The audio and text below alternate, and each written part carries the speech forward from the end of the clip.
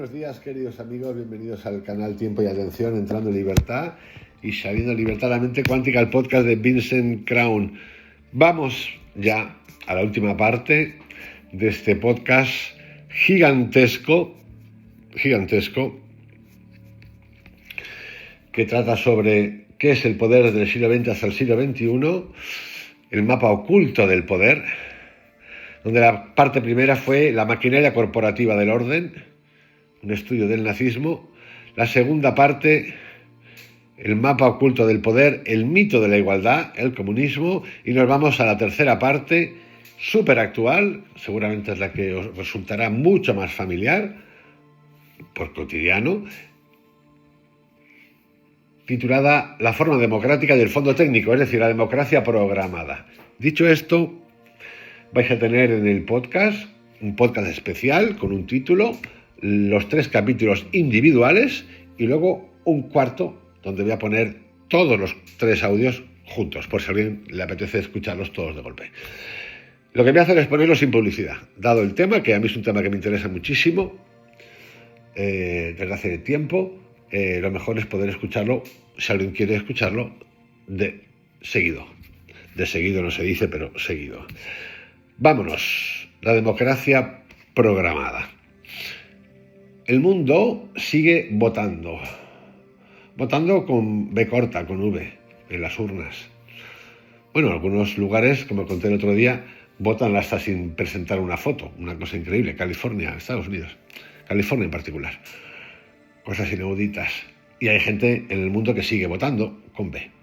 Las urnas se abren, los parlamentos se renuevan, las constituciones se citan como si fuesen oráculos modernos. Todo parece igual que hace 50 años, pero algo esencial ha cambiado: el lugar donde se ejerce el poder. La política ya no reside en los despachos, sino en las infraestructuras que hacen posible la vida. El gobierno real no es el que legisla, sino el que controla los sistemas sobre los que se construye la realidad cotidiana. Hoy los ciudadanos queremos elegir representantes, pero en realidad habitamos dentro de un conjunto de plataformas que deciden por nosotros qué podemos ver, qué podemos decir y qué decimos, comprar, pagar, compartir o pensar. El voto se ha vuelto un ritual simbólico, la soberanía un espejismo estadístico. Mientras el pueblo elige cada 4 años, los algoritmos deciden cada segundo. Las democracias modernas operan bajo un modelo dual de poder. En la superficie nos encontramos las instituciones públicas que administran leyes, impuestos, seguridad y derechos. Pero en el subsuelo invisible, en el back-end digital, ahí en el fondo de armario, operan las corporaciones tecnológicas, los sistemas financieros automatizados, las redes de comunicación y los protocolos de datos que determinan las condiciones reales de existencia. A esta fractura podemos llamarla la doble soberanía. Una visible, la del voto, el discurso, la bandera, y otra invisible, la de la infraestructura, el algoritmo, la red. La primera se justifica en nombre de la voluntad popular, la segunda en nombre de la eficiencia. Y entre ambas se abre un vacío donde el ciudadano cree participar, pero apenas interactúa con una interfaz cuidadosamente diseñada. Cuando votas, tu elección se cuenta. Pero cuando haces una búsqueda en Internet, cuando tu banco evalúa tu solvencia mediante inteligencia artificial o cuando una red social filtra lo que ves, tu decisión ya ha sido preprocesada por un sistema que no tiene rostro ni responsabilidad política. Las viejas democracias regulan los discursos. Las nuevas infraestructuras regulan las percepciones y quien controla la percepción controla el poder. La diferencia entre el ciudadano del siglo XX y el del siglo XXI no está en sus derechos, sino en su dependencia. El ciudadano moderno necesita electricidad, Internet, GPS, pagos electrónicos, identidad digital, cuentas en plataformas, acceso a la nube. Cada uno de esos servicios es, en la práctica, una institución privada que sustituye a una función pública. Ya no votamos quién imprime el dinero, quién regula el transporte, quién decide qué información circula. Todo eso Se gestiona desde arquitecturas técnicas opacas y esas arquitecturas se presentan como neutrales, pero ninguna infraestructura es neutral. Cada una lleva inscrita una filosofía del mundo. Las grandes plataformas no imponen leyes, pero imponen hábitos. Moldean la manera en que el tiempo se percibe, la forma en que se valida la verdad y el valor que asignamos a la atención. De esa colonización silenciosa nace una nueva clase dirigente, los tecnócratas del hábito. No necesitan discursos ideológicos. Su poder consiste en definir cómo funcionan las cosas.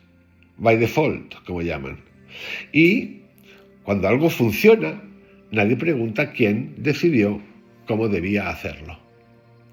La fuerza del nuevo orden no radica en el autoritarismo, sino en la automatización del consentimiento. Ya no es necesario imponer la obediencia. Basta con integrar al ciudadano en un sistema tan cómodo que se vuelve impensable abandonarlo. La libertad se redefine como acceso y la participación como presencia digital. Aceptar los términos de servicio de una plataforma equivale a firmar la Constitución invisible. Cada adepto o cada acepto es un voto tácito a un sistema que no necesita urnas, das tu aprobación. La diferencia es que en este contrato no hay opción real de rechazo. Para vivir hay que aceptar, no lo puedes rechazar. Si lo rechazas no lo puedes usar. Y aceptar se ha vuelto reflejo, no elección. Nadie se lee lo que aceptamos, nadie. Muy pocas personas. La democracia en su forma tradicional depende del debate público y del tiempo para deliberar. Pero el tiempo se ha convertido en el recurso más escaso. Los algoritmos colonizan la atención, reducen la pausa, disuelven la memoria. Sin tiempo no hay pensamiento. Sin pensamiento no hay elección. Y sin elección la libertad se transforma en una sensación administrada. En apariencia, nunca hubo tanta diversidad de opiniones. Las redes sociales ofrecen millones de voces, miles de perspectivas. Pero dentro de esa cacofonía, la estructura es monolítica. Todas las opiniones se expresan dentro de las mismas arquitecturas, los mismos lenguajes, las mismas métricas. La diferencia se vuelve espectáculo, el conflicto combustible, la polarización, negocio. El pluralismo aparente es la máscara perfecta del control, porque sustituye la diversidad real del pensamiento por una diversidad superficial de emociones. Ya no se debate, se reacciona. Y reaccionar es lo contrario de deliberar. En esa dinámica, la democracia se convierte en una coreografía de desacuerdos, perfectamente contenida dentro de los límites del sistema técnico que la sostiene. Nadie rompe la red, porque todos dependemos de ella. El gran poder de las democracias programadas es su capacidad para anticipar. El voto elige gobiernos, pero los modelos predictivos eligen comportamientos. Los estados modernos ya no gobiernan el presente, gobiernan la probabilidad del futuro. Cuando un gobierno usa inteligencia artificial para gestionar riesgos, asignar recursos o prevenir delitos, no actúa sobre hechos, sino sobre proyecciones. La política se convierte en estadística y la estadística en moral. Los ciudadanos no son juzgados por lo que hacen, sino por lo que podrían hacer. La película Minority Report. Ese es el punto donde la democracia se transforma en su opuesto. Ya no confía en la libertad, sino en la previsión. El futuro deja de ser espacio de posibilidad, para convertirse en espacio de control preventivo. Y esa mutación es casi imperceptible, porque se presenta como progreso, como innovación y sobre todo, cómo no, como seguridad, por tu seguridad. Ningún político firma una ley que diga: a partir de hoy, el poder real lo ejercerán los algoritmos. Nadie lo ha decidido así. Ha ocurrido como ocurre la erosión, lentamente, sin testigos, por acumulación de ventajas. Cada vez que una tarea se automatiza, una porción del juicio humano desaparece. Y cuando el juicio humano desaparece, la responsabilidad se difumina. ¿Quién decide cuando una inteligencia artificial rechaza un crédito, elimina un contenido o sugiere una noticia? Nadie. Y todos. El sistema funciona, pero nadie sabe exactamente bajo qué criterios. Esa irresponsabilidad estructural es el nuevo rostro del poder. No hay dictador, ni culpa, ni misterio. Hay ecosistemas. Y en un ecosistema nadie manda y todos obedecen. El resultado es una paradoja. Las democracias nunca fueron tan complejas y, sin embargo, nunca tuvieron tan poca capacidad real de decisión. Sin embargo, todo sistema contiene un punto débil. Menos mal. El de las democracias programadas está en su dependencia total de la atención humana. Sin atención, los algoritmos no aprenden nuestra atención. Sin emociones, las plataformas no monetizan. Vamos, que si dejáramos de ver, por ejemplo, noticias, el pollo que se monta es importante. El algoritmo se pondría muy nervioso y alguno más que lo diseña. Sin participación, los sistemas pierden sentido. El ciudadano consciente no necesita derrocar el poder, solo necesita sustraer su atención, retirar nuestra atención, dejar de alimentar la máquina con reacciones automáticas, recuperar el silencio, volver a pensar. En un mundo gobernado por la inmediatez, el pensamiento pausado se vuelve el acto más subversivo. El nuevo ciudadano no es el que grita más fuerte, sino el que aprende a mirar sin ser programado. Y en esa mirada libre, en ese espacio donde la atención deja de ser reactiva y vuelve a ser presencia, nace la única forma de democracia que aún puede sobrevivir, la democracia interior. Nosotros pensamos que elegimos libremente. Y os digo una cosa, y yo me incluyo. Para elegir libremente y tener conciencia, tendríamos que dejar de leer totalmente noticias, del tipo que sea, incluidos shorts, búsquedas. Cuando os encontréis con una persona que no utiliza el teléfono ni ve noticias de ningún tipo, esa persona puede ser que tenga todos los papeles para ser lúcida. Lúcida. Más lúcida, más lúcidos, aunque no lo creáis, eran antes los de antes del teléfono, antes de Internet que nosotros. Sí, y la razón es la siguiente. La razón es la siguiente. La influencia mediatizada, provocada, inducida, preconsciente, con la que se diseñó todo esto, que antes no existía. Por supuesto que había propaganda, lo hemos contado, por supuesto. Y había papelitos en periódico, por supuesto. Pero el grado invasivo, el grado de deterioro, el grado de producto humano que han alcanzado hoy no existía antes.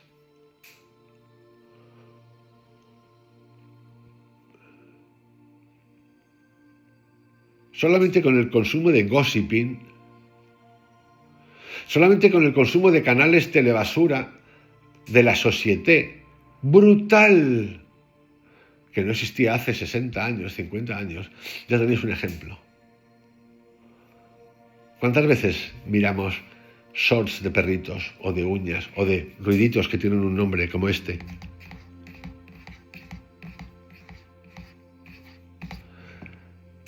Horas y horas y horas y horas y horas y horas y horas y horas.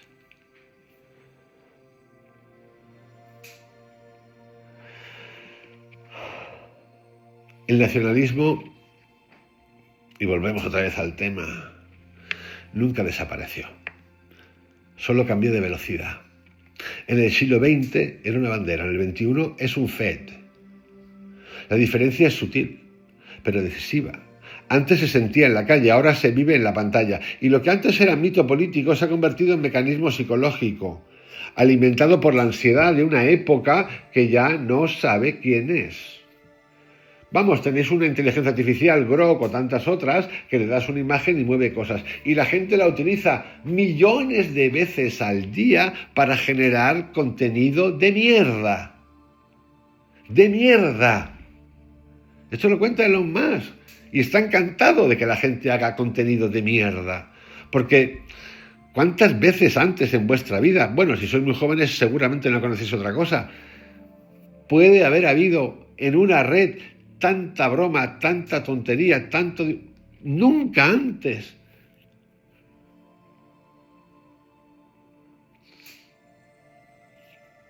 Entretenimiento. El mundo digital prometió una humanidad unida, global y transparente. Pero al diluir las fronteras materiales, expuso un vacío. El individuo perdió su punto de referencia. En ese vacío de sentido, el nacionalismo reapareció con fuerza renovada, no como doctrina, sino como reacción emocional al desarraigo. El siglo XXI es el siglo de la identidad. Nunca el ser humano tuvo tantas formas de definirse y nunca se sintió tan desorientado. El exceso de información ha multiplicado los espejos y cada espejo devuelve una imagen distinta. Las antiguas estructuras, religión, comunidad, familia, oficio, se fragmentaron bajo el peso de la movilidad, la globalización y la tecnología. Y en su lugar quedó un vacío simbólico. Y el vacío en la psique humana no se soporta. Lo llenamos. El nacionalismo renace como resorte emocional ante la sensación de disolución. Ofrece un ancla, un relato y un enemigo. Dice, eres alguien porque perteneces a algo. Y en tiempos de confusión, esa promesa resulta irresistible. Pero este nuevo nacionalismo no habla de historia ni de territorio, habla de identidad narrativa. No necesita fronteras físicas, necesita una frontera emocional, una comunidad digital, un partido, una consigna, un hashtag. El nacionalismo 2.0 no defiende un país, defiende una sensación compartida de certeza. Las redes sociales son el territorio ideal para el resurgimiento del nacionalismo, como lo fueron anteriormente en el capítulo anterior del comunismo populista. Sin duda. Y lo van a ser de la religión, y lo van a ser de la ultranacionalista religiosa identitaria que está surgiendo en todo el mundo. Localista, invasora, por cierto. No son los originarios del territorio. Repito, las redes sociales son el territorio ideal para el resurgimiento de ese nacionalismo. Nacionalismo, nacionalsocialismo, nacionalcomunismo, nacionalpopulismo, todo lo que queráis, ismos. Su estructura recompensa la polarización, porque la polarización retiene atención. Se sabe por estudios psicológicos y psiquiátricos que el ser humano presta más atención a la polarización que al halago. Un halago espectacular no te dura lo que te dura un insulto o un cuarto de insulto, que te dura días. Porque se sabe también que la polarización retiene atención. El algoritmo no distingue entre verdad o mentira, solo mide la intensidad emocional. Así el discurso identitario, sea de extrema derecha, izquierda o cualquier tribu cultural, o los que se autodenominan de centro. El otro día escuchaba en el programa de Joe Rogan que Joe Rogan decía que él, Joe Rogan y Elon Musk, ellos eran de centro. Digo, joder, menos mal que son de centro. Pero claro, cuando oyes a los liberales demócratas decir que son liberales, digo, what the fuck, como dicen ellos. Una puta locura. Una puta locura. Los dos. Así, el discurso identitario, repito, sea de extrema derecha, izquierda, centro, tribu, lo que te dé la gana, se convierte en el contenido perfecto. Simplifica, enfrenta y dramatiza. Y cuanto más simple es el enemigo, más sólida parece la identidad. El nuevo patriotismo ya no necesita historia, solo necesita narrativas virales. Un tuit indignado, un vídeo emocional, un líder que grita desde su cuenta. El otro día Tucker Carlson hablaba de que a él no le importa lo que pase en Venezuela. Porque en Venezuela, fíjate, donde quiere meter el pepino el rubio, el país ese donde se ha ido el 25% de la población fuera, bueno, un desastre, una tiranía, pero amiga del que manda en España y de otro que fue un vicepresidente. Muy amigos, vamos a ver dónde acaba la cosa. Y defendía, el pájaro defendía que es que tenía cosas buenas, como que era la prohibición del aborto. Y decía, cojones, pero este tipo, o sea, ya hemos llegado a un punto, bueno, hemos llegado al punto 1, nazismo como corporación. Un nacionalismo que empieza donde él le da la gana, pero no tira para atrás a sus padres, hermanos, cuando fueron allí y ocuparon la tierra que era de otros. Ahí no hay nacionalismo. Ahí no pasa nada.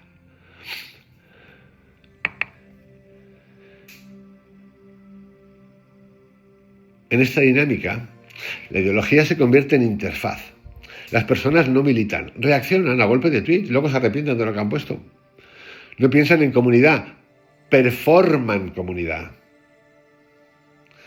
Y lo más inquietante es que todos los bandos, en apariencia opuestos, funcionan con la misma lógica algorítmica. El nacionalismo digital no une a los pueblos, sincroniza las pulsaciones. Cada vez que el mundo se acelera, el ser humano regresa a la tribu. No por nostalgia, sino por necesidad biológica. El cerebro busca pertenencia como el cuerpo busca oxígeno, y la tribu moderna ya no está en los bosques ni en las aldeas, está en los foros, en los grupos cerrados, en los espacios de opinión donde todos piensan igual. El tribalismo digital no es una regresión, sino un mecanismo de defensa frente a la sobrecarga de información. Cuando hay demasiado mundo, la mente se encierra. Cuando hay demasiadas voces, busca silencio ideológico, y en ese silencio se llama certeza colectiva. Los nuevos nacionalismos no son conservadores ni revolucionarios, son ansiedades compartidas. Alguien teme perder su identidad cultural, otro teme perder sus derechos sociales, otro teme perder su estatus económico. Y todos esos miedos confluyen en una misma estructura emocional, la necesidad de un nosotros que devuelva sentido. El sistema lo sabe y lo explota. Sí. Hay alguien que dijo no hace mucho, y bueno, es que es de lógica, ¿por qué la gente que huye de países como Marruecos, Argelia, la India, Venezuela, Ecuador, no se va a países afines? ¿Por qué van a Europa o a Estados Unidos?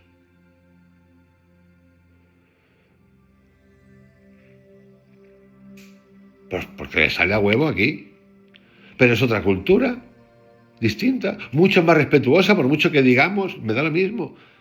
El entorno dentro, lo menos malo del mundo, se encuentra en Europa. Y estamos jodidos. Donde hay libertades y respetos, donde se les permite lo que no nos permiten a nosotros en sus países. Sí, le guste a quien le guste o no le guste a quien no le guste.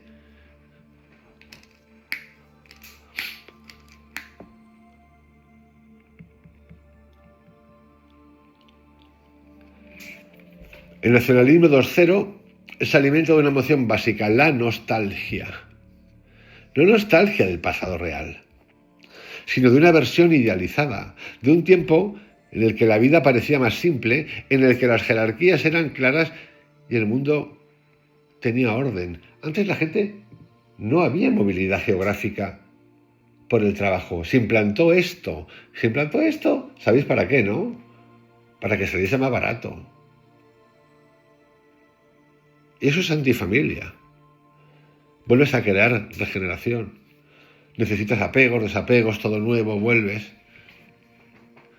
Luego ellos dicen, no, pero es que nosotros también tenemos movilidad, no me jodas. Movilidad con millones por en medio, donde puedes viajar cada vez que te salga del chorizo para aquí y para allá, y siempre en business o en primera, no es movilidad, es lujo. Eso lo queremos todos. Los líderes populistas, tanto de derecha como de izquierda, comprendieron que la nostalgia es más poderosa que el miedo. El miedo paraliza, la nostalgia moviliza. Por eso su retórica no promete futuro, sino regreso. Volver a ser grandes. ¿Te suena esto, no? De por aquí.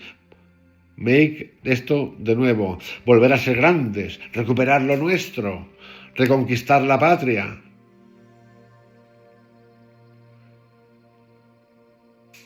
Uno puede reconocer, yo no reconozco como español, porque soy ciego, que lo que pasó cuando fuimos, la colonización y esas cosas, pues fue una colonización. Y sí, una invasión de tu territorio. Cultura, lo que tú quieras. Claro que sí. Pero a mí no me pueden decir que la culpa de lo que pasa en México, que es un narcoestado, igual que Colombia, es culpa de los españoles. Y tampoco me pueden decir que los españoles eran unos asesinos, que hicieron cosas, sí, sin duda, lo reconozco, cuando tenían a los suyos que cortaban cabezas y corazones, tío. 60.000 y 70.000 por año. Pero ya lo expliqué esto.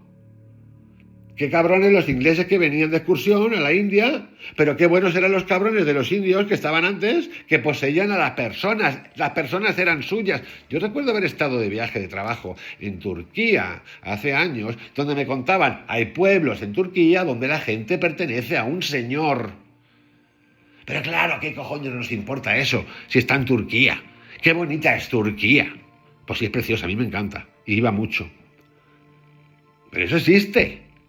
Entonces, a la hora de meter el dedito, lo tenemos que meter en todo y nos lo tenemos que meter nosotros, los primeros, y reconocer las cosas, que no pasa nada, que no pasa nada. Pero de repente sacamos ahí unas cosas que siempre hay el culpable del otro, pero los nuestros, oye, los nuestros son magníficos. Una cosa, tío, nos jodieron la vida.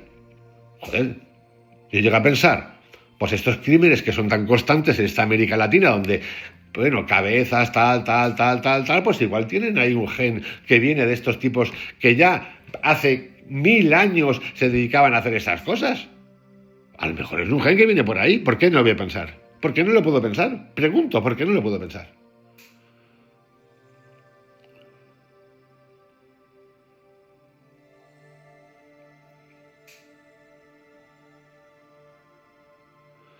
Su retórica no promete futuro, sino regreso, volver a ser grandes, recuperar lo nuestro, reconquistar la patria. Y sí, la ultraderecha que está existiendo en Estados Unidos y que está emergiendo en Europa, habla de eso, reconquistar la patria con la religión, patria y religión. El cubano decía patria y muerte. Los mandangas de aquí, de Europa, de la ultraderecha, dicen patria, bandera. Pero ¿qué patria y qué bandera? Es ser ciudadano, es... Espera, que hay mucha gente distinta a cómo ves tú las cosas. Otra cosa es que alguien quiera destruir una cosa. Pero sí, puede haber gente que piense muy distinto de patria y bandera, que ya conocemos lo que es la patria, la bandera y la religión, yo ya la conozco. Y los demás atrás mía mucho más. Ya conocemos que el Vaticano estaba relacionado con el nazismo. Ya lo conocemos. Sí, ya lo conocemos. Sí, yo ya conozco también en el colegio, cuando íbamos de curas, lo que hacían los curas. Algunos curas, pero es que eran muchos curas. Y lo que han hecho en Irlanda y en Estados Unidos. Y todas esas, ya conocemos estas cositas. Yo ya no me mamo los textos religiosos católicos. Ni ninguno me lo mamo. Entonces, patria y bandera ¿de qué? Y ejército y cabra y trueno, ¿qué me está contando? Unos peligrosos, los unos y los otros. Con un machismo descomunal. Es cierto que el hiperfeminismo woke se ha vuelto loco. Es de risa que haya 70 géneros. Es de risa. A mí me da la risa, me vais a perdonar. Me da la puta risa. Porque yo soy mariposa flyer. Y me tienes que llamar mariposa flyer. Porque si no me ofendo, me destruyes en mi intimidad. Coño. Y esos extremos traen otros. Sí. El comunismo surge en Rusia y en América Latina producto del abuso de la oligarquía. Abuso acojonante. Pero ese abuso de la oligarquía existe hoy. Y son los Amazon, los Facebook, los Google. Jeff Bezos se alquiló la ciudad de Venecia para casarse. Y la panda de mamagüitos que fueron allí fue espectacular. Pero nadie le molesta eso. No está en su derecho. ¿Pero qué derecho ni qué mierda? ¿Pero qué derecho? ¿Pero derecho de qué? Y todavía el alcalde de la ciudad, un papanata italiano, de tantos que hay, que siempre ha habido, como españoles, dice, esto es buenísimo para la economía. ¿Buenísimo para quién? Tú no entiendes lo que estás haciendo, tú no entiendes lo que representa eso. No tiene que ver con la economía. Cachomandanga, no tiene que ver con la economía.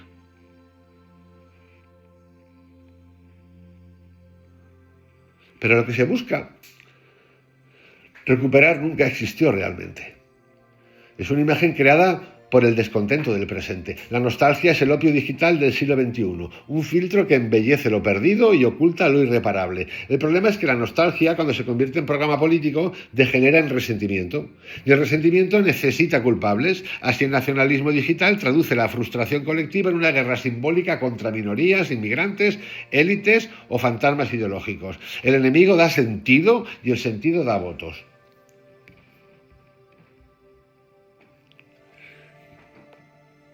Y sí, visto lo visto, pues está justificado, ¿no? Y dices, hostia, si es que después de lo que he contado en los últimos 2 capítulos, uno se puede encabronar. Pero es un encabronamiento ridículo, sin sentido, a golpe de clic. Te quedas en tu casa. Y luego sigues igual. Y vas a tu casa y dices, ¿qué con este Brooks? Es un cabrón. Injusticia total. Jamás. Los judíos. Asesinos. En tu casa. Y luego sigues igual.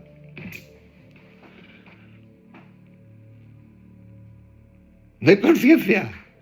Somos un subproducto. Somos el perro de Pavlov. Somos perros de Pavlov. Ni siquiera somos ya humanos. El nacionalismo contemporáneo ya no habla de soberanía territorial, sino de pureza emocional. No busca proteger fronteras, sino proteger sentimientos. Cada grupo se siente moralmente amenazado por el otro. Unos por la corrección política, otros por el autoritarismo conservador. Amigos, que quieren cambiar los textos de Harry Potter, que se ha montado un pollo con Harry Potter de cojones, por cómo hablas, porque yo mi identidad, que querían cambiar el Cervantes, el Quijote, que querían cambiar... ¿Pero estamos locos o qué pasa?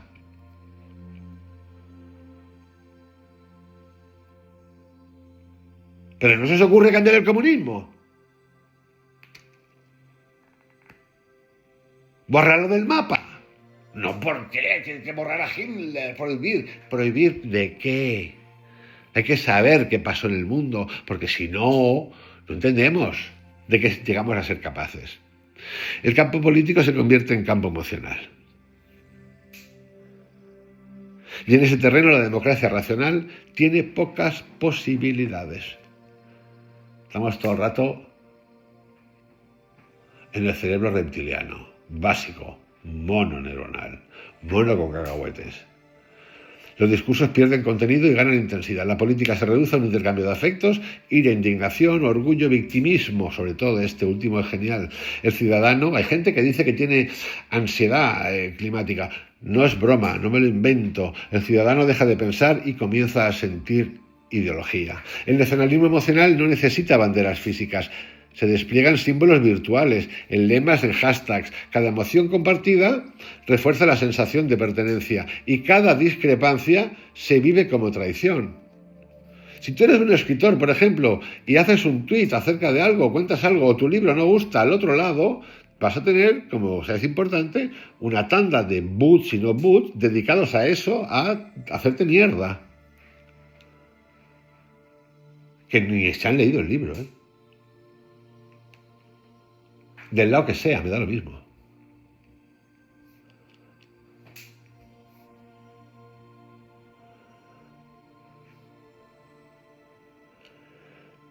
Ese nacionalismo 2.0 es adictivo pero insostenible. Al principio ofrece pertenencia, al final genera agotamiento. Esa hiperexposición digital ha convertido el orgullo nacional en un espectáculo de egos colectivos. Cada país, cada grupo, cada causa se comporta como un influencer compitiendo por atención y como todo influencer necesita drama para sobrevivir. El conflicto se vuelve rutina, la política, entretenimiento, coger cualquier periódico del día, mañana, el día que os dé la gana, iros atrás, coger 4 periódicos, primera página del periódico digital es igual, primera página, elegir 10 noticias, 1, 2, 3, 4, contarme cuántas hay buenas, ni una. Ni una. 10 noticias, las 10 primeras. Ni una. De 5 periódicos distintos. Os invito a hacer la prueba. Yo la he hecho.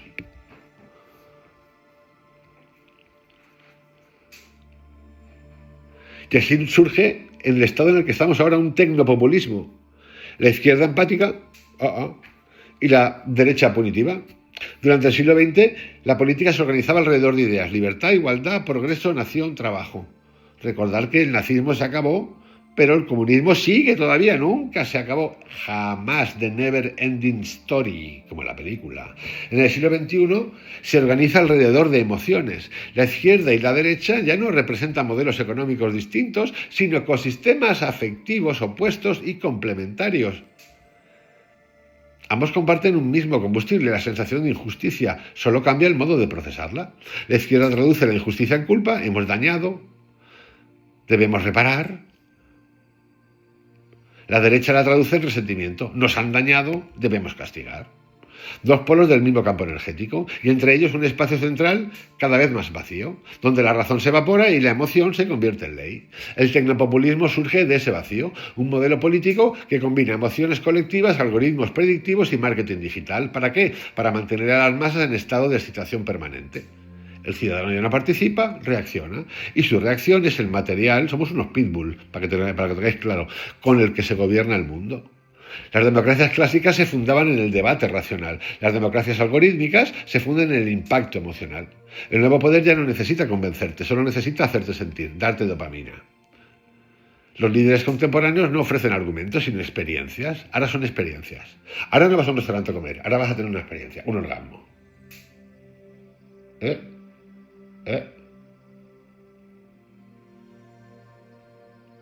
Yo digo cada cosa con el mundo de la gastronomía flipante. Una experiencia religiosa, como el hijo de Julio Iglesias, la canción. Cada discurso, cada vídeo, cada tuit está diseñado para activar un circuito específico del cerebro colectivo: culpa, orgullo, rabia, esperanza y miedo. Es la ingeniería afectiva de la política moderna. Las redes no son espacios de liberación, sino máquinas de estimulación.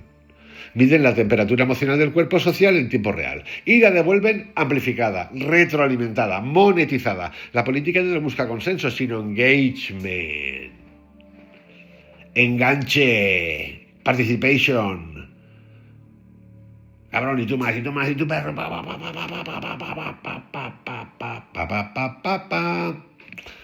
I'm loving it. El ciudadano ideal no es el informado, sino el reactivo. El resultado es un nuevo tiempo de populismo emocional, donde cada emoción colectiva se convierte en programa de gobierno. El sistema se regula solo como un algoritmo. Si baja la intensidad, genera conflicto. Si sube demasiado, ofrece calma temporal. Así se mantiene el equilibrio del caos. La izquierda moderna ya no se define por la lucha de clases, sino por la lucha de sensibilidades. El proletariado ha sido reemplazado por el vulnerable, la justicia por la inclusión y el análisis por la emoción. Lo repito, el proletariado ha sido reemplazado por el vulnerable, la justicia por la inclusión, en el discurso ultraizquierdoso. La justicia por la inclusión y el análisis por la emoción. Su discurso no apela a la razón, sino a la culpa colectiva. No dice tenemos derechos, sino hemos dañado. Y en ese desplazamiento el poder moral cambia de manos. El político empático no promete crecimiento, sino reparación. Pero toda reparación necesita una víctima. Y donde hay una víctima hay un verdugo. El paradigma empático convierte la sensibilidad en jerarquía. Cuanto más capaz eres de sufrir o de comprender el sufrimiento, más legitimidad moral posees, pero todo de boquilla, obviamente. Y esta moral se usa muchas veces como herramienta de control. La culpa no libera, ata. El tecnopopulismo de izquierda usa el lenguaje del amor para establecer mecanismos de obediencia social, leyes del discurso, regulación de la palabra, limitada, y vigilancia, eufemismos a tope. Vigilancia semántica. La empatía se transforma en policía del lenguaje. No se castiga el acto, se castiga la intención. Y la intención se interpreta a través de algoritmos, de códigos de conducta de plataformas que protegen al cuidado mientras deciden por él qué puede o no sentir. Aquí en la época del COVID teníamos a una Ana Pastor que se hizo amiga del de Pecas, del Facebook, y se convirtió en la censora de las noticias que era verdad y que era mentira. Era acojonante. A mí me lo cuentan y digo, no me lo puedo creer. Pero eso es la izquierda. Vamos ahora a la derecha punitiva, porque esta es la izquierda empática. Todo bueno. Vamos ahora a la derecha punitiva. Mientras que la izquierda promete redención emocional, la derecha promete venganza simbólica. Yo oigo a los de aquí, de la ultraderecha, que hablan de no sé qué de Flandes. La puta madre. No sé qué de Flandes. Ay, me tengo que reír porque, y yo creo que todos también, porque esos 3 audios que yo estoy muy contento de haberlos hecho, los quería haber hecho hace tiempo, porque creo que tiene mucho que ver con lo que está pasando en el mundo desde hace tiempo y es parte de nuestra cotidianidad. Por lo tanto, no lo voy a negar. Y por supuesto, esta es mi interpretación. Cada uno tiene la suya. Por eso el canal se llama Entrando en Libertad y Saliendo en Libertad. Yo estoy haciendo ejercicios de libertad de contar lo que pienso, en base a lo que he leído, estudiado, vivido, y vosotros seguramente el vuestro.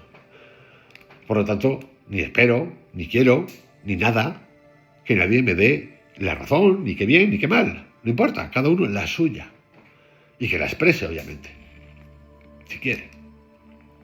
Pero sí me tengo que reír porque llega un punto que se me funden los plomos. La derecha punitiva. Mientras la izquierda promete redención emocional, la derecha promete venganza simbólica. Ambas se nutren de la misma fuente, el miedo al caos. El tecnopopulismo de derecha explota la nostalgia del orden perdido. Convierte el resentimiento en energía política. Es que hablan de los textos sagrados y, hostia, Abraham y Jacob eran unos golfales que tenían varias mujeres y que se cepillaban a gente que trabajaba ahí en la casa. Pero qué grosero eres, Vicente. Pero si no soy grosero, pero si era lo que cuentan. Pero si no lo cuento yo, pero si lo cuenta la Biblia, hostias. Pero no lo cuento así ya, pero bueno, pero ¿qué significa? No, pero es que en esa época, digo, pero entonces vamos a ver, hacemos lo que nos da la gana. En esa época estaba bien, por lo tanto está bien, pero después no estaba bien. Pero lo utilizamos como la fuente de la iluminación divina, Yahvé, Elohim, que por cierto eran varios. Es que es una merienda, amigos, una super merienda. El discurso punitivo ofrece alivio a la frustración colectiva. Y de nuevo, repito, esto surge con una lógica, porque se han ido de mambo.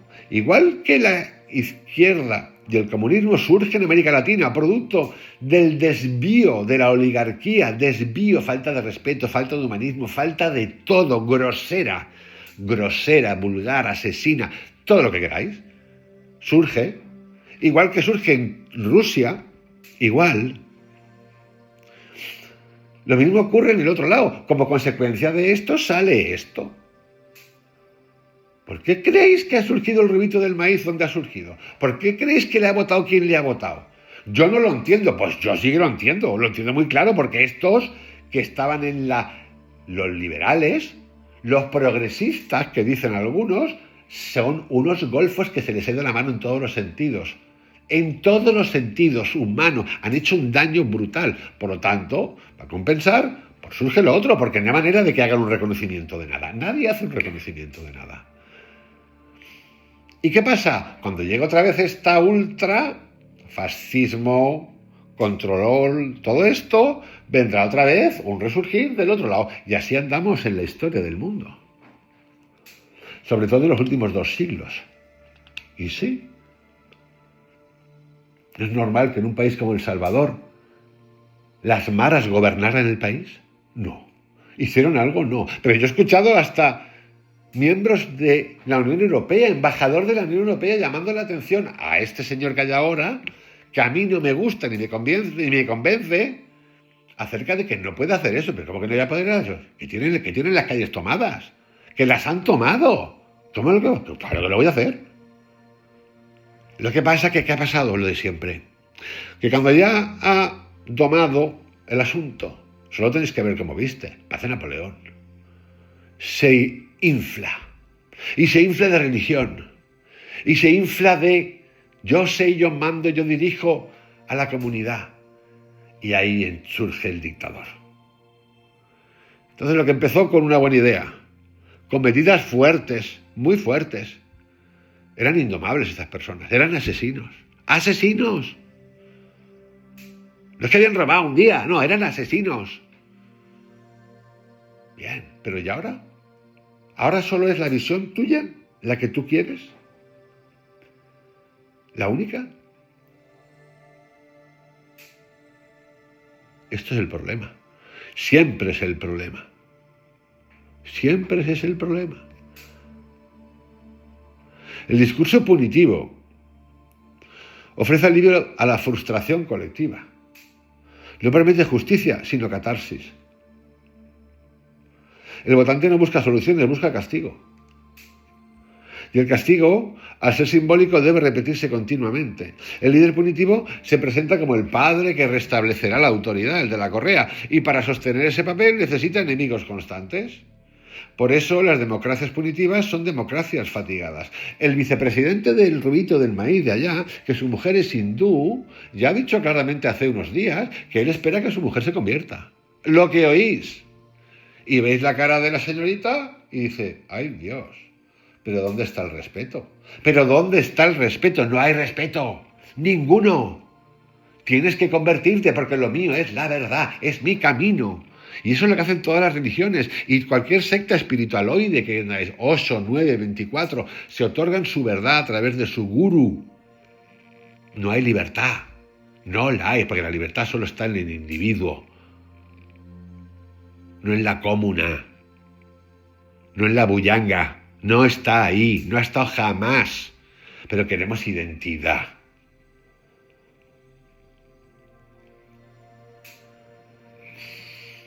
La polarización es un negocio, todo el tiempo.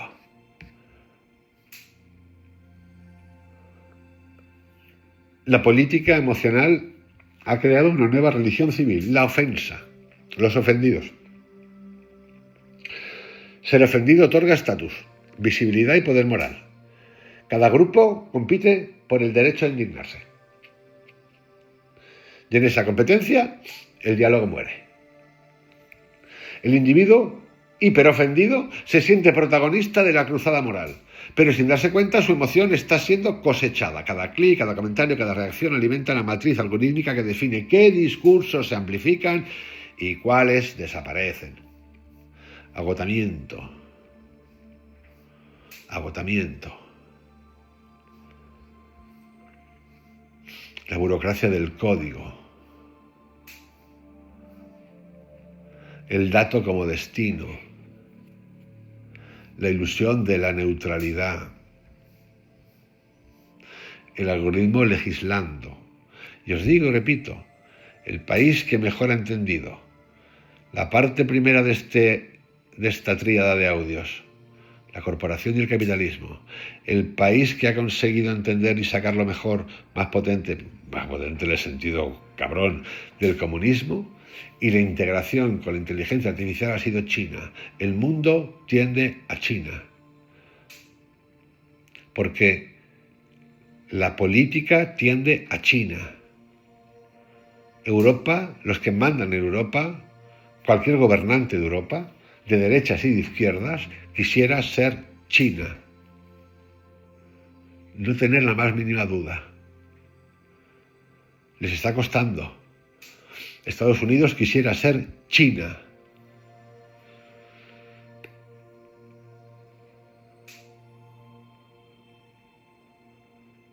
Las corporaciones quisieran ser China. El problema, queridos amigos, es que no todos pueden ser China. Porque se acaba el sinsentido. Se acaba el sentido, perdón. Porque para que haya millonarios tiene que haber pobres.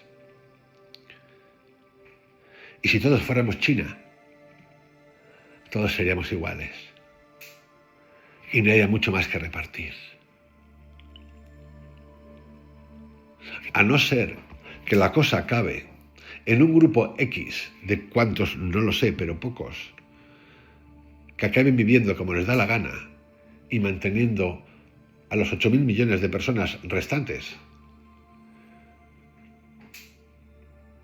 en un mononeuronalismo básico de comer, cagar, joder y obviamente trabajar. Porque mucho se habla ya se ha hecho público del impacto de la inteligencia artificial en el mundo laboral. Ya hablan de 60.000 este año que va a despedir Amazon. Pero nadie se preocupó antes, como hemos visto antes, ese nazismo corporativo.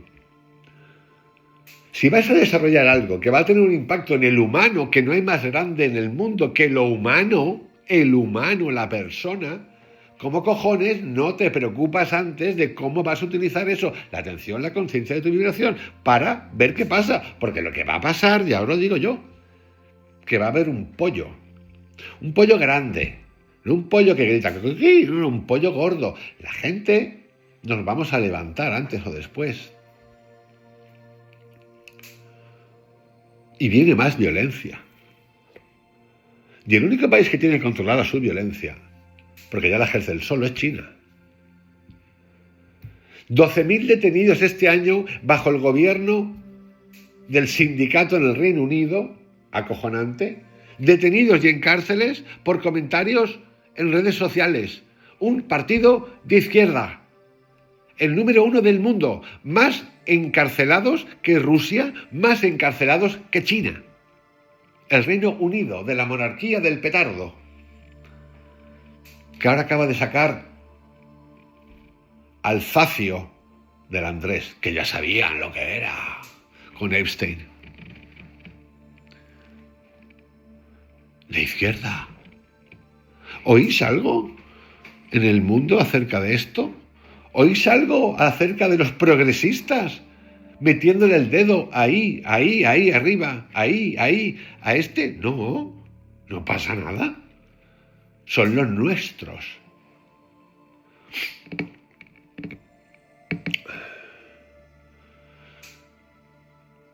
Esta democracia por algoritmo nos va a llevar a un dinero programable, a los CBDCs, a los rail privados, al puntaje de riesgo, a la moneda digital, al valor, del valor del comportamiento medido, preestablecido.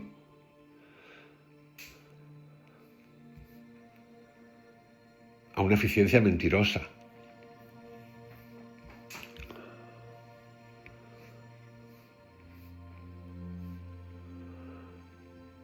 Del capitalismo nos vamos a ir al conductismo.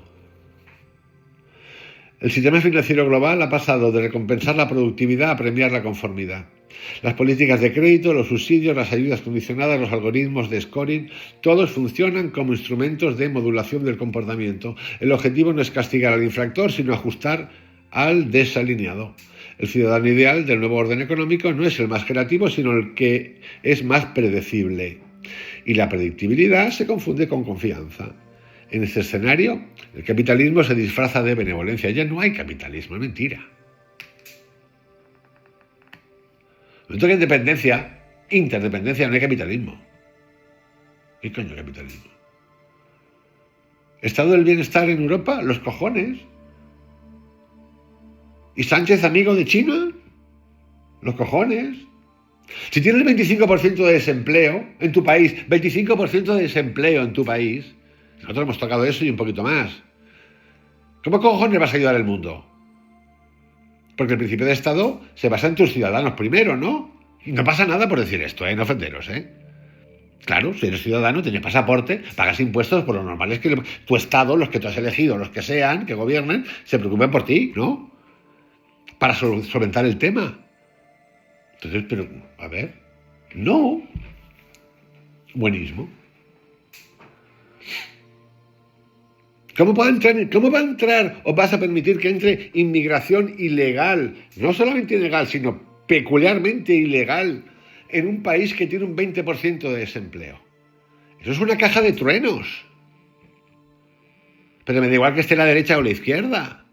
Es que es una caja de truenos. Pues si necesitas, abre, y si no, cierras. Y trata de resolver el tema ese. Mira por qué hay un 20% de desempleo en tu país.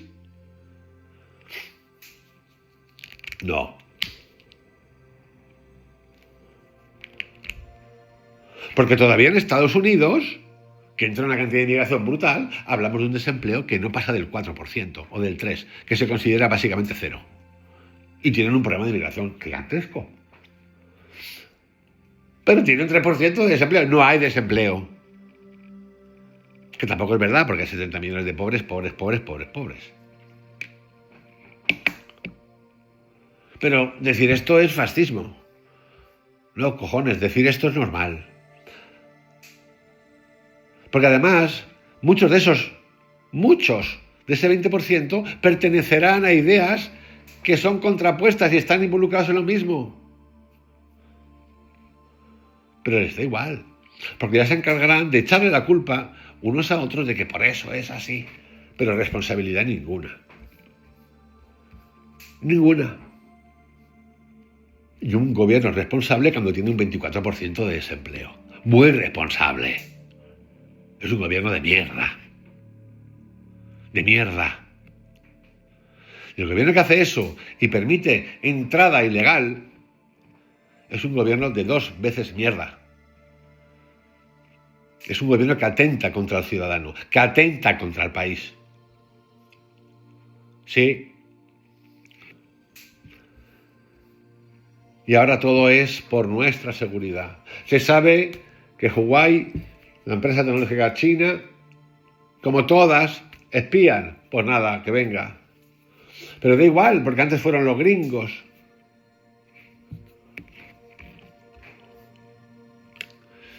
Miedo, miedo, miedo, miedo, miedo.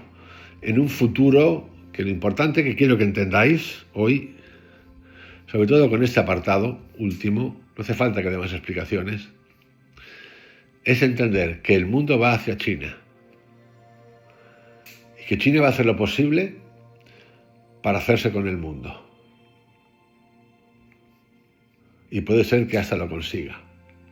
A no ser que el ser humano, nosotros, empecemos a despertar, a rebelarnos vía no uso de estas cosas, no uso de plataformas tecnológicas, cosa que estoy diciendo pero no me la creo ni yo, no va a pasar, porque estamos ya ni vuelta atrás, no sé quién lo dijo el otro día, es complicado, podemos intentarlo, sí, el padre de la inteligencia artificial, pero ya no hay vuelta atrás.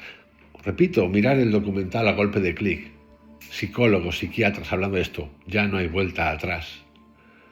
El biohacking, el transhumanismo, la sustitución de la conciencia del cuerpo biológico natural por el silicio.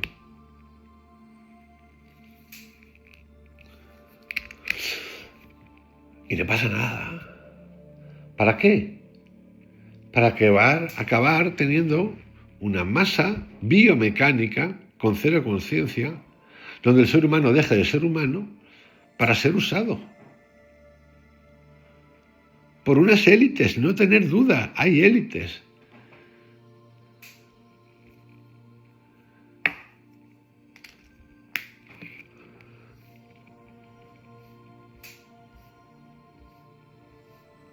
Fact-checking,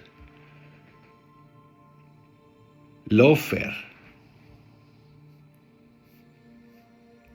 el espectáculo de la opinión, analfabetos, y lo digo así como suena, que tienen acceso a la inteligencia artificial, que es como un mono con una pistola, es un mono con un Kalashnikov. Y cuando digo analfabetos no me digo a los que no saben leer ni escribir, me digo a los que tienen fe y creen, tanto de un lado como de otro. Un mono con un Kalashnikov. Estamos en manos de hiperhormonados. ¿Cuántas mujeres conocéis vosotros como líderes de las empresas digitales? Ni una. Ni una. Porque he hablado de la iglesia, del budismo, del islam. ¿Cuántas? Ni una. El PECAS, los googleanos, el X, el Tesla, ni una. Pero es que ni siquiera han llegado nunca a ser una, han llegado a vicepresidenta. Ni una. ¿Eso es fortuito? No. Es pura testosterona.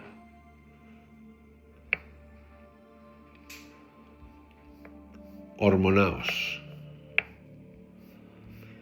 En resumen, queridos amigos, os dejo con esta tríada. Este audio es un poquito más corto. 60 minutos, una hora,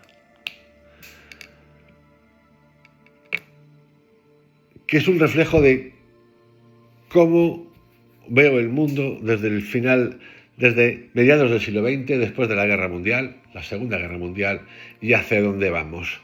Y cómo esos patrones se han ido readaptando, hiper desarrollando, llenos de eufemismos, para acabar en un momento de control absoluto, con conocimiento absoluto del control y más que viene, sabiendo, sin duda, perdón, que hacia donde vamos es hacia lo que representa China. Como veréis, China no responde. China calla todo el tiempo. China, el rubio del maíz, le dice algo y ni responde. Actúa, no se deja afectar, porque sabe que controla lo de abajo, lo de arriba, el discurso, las redes, la IA, absolutamente todo. Y que tiene lo que no tiene un país occidental, el uso del ser humano como moneda de cambio. Por lo tanto, lo tiene todo absolutamente ganado. Os envío un abrazo, me gustaría tener vuestras opiniones, si así lo queréis. Os invito a que os hagáis miembros del canal.